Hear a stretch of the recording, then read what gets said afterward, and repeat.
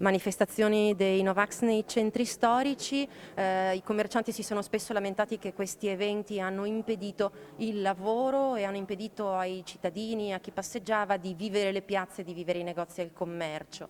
C'è una circolare del Ministero che ora disciplina queste manifestazioni tenendole al di fuori dalle piazze della collettività.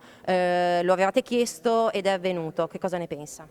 Che credo che sia una risposta di buon senso, non perché fosse una nostra richiesta e sia stato un obiettivo raggiunto appunto, ma è perché nella logica, quello che dicevamo di tornare a rimpossessarsi, a rivivere i nostri spazi, le nostre piazze, la nostra normalità.